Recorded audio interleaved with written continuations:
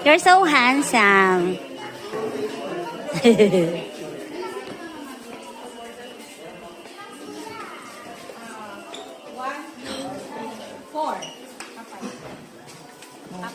Mapas pa kami, hindi wala pito. Sama lang ako. ID mo na ako.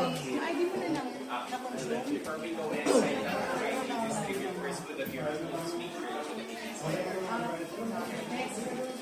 Pindot kayo?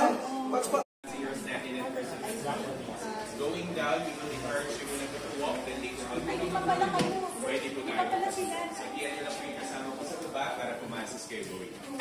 And may available umbrella din po tayo dito. Pwede po tayo umirami sa Gilagin. Oy, kompleto na tayo. Hanggasin. Ilocano mo ba yun? Hanggasin po kami. English. English? Meron naman po. Tagalog na lang. Okay po. So, bali po, welcome to Mount Camisol. Ang Mount Camisol po natin is 10 hectares property. Pero ang nade-develop po for now is approximately less than 2 hectares. It's part of our sustainability effort since Mount Camisol is an ecotourism destination. Ang priority po namin is mapangalagaan din po yung nature. So in line with that, we have zero waste initiative. Wala naman po tayong ganang mga outside foods. Wala po kasi tayong mga basta ng inside. Pero may foods naman. Yes, meron po. And then, plastic bottles. Meron po tayong ganang. We have...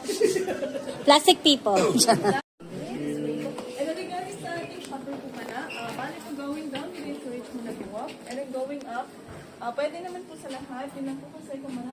Para mabasa mo. Dito ka po sa kapila. Bali, yung dito po para.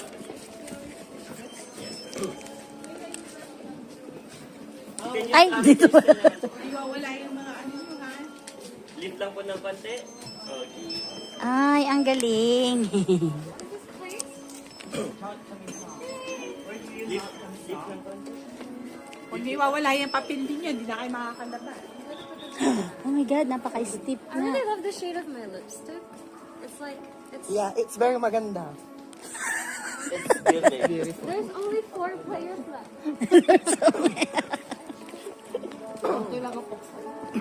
Hindi mo mapupuksayan. Nag-i-enjoy siya sa ganyan. Ang ganda. Damay-damay na ate. Wala masaya sa pamilya. Sa'yo ang pasay.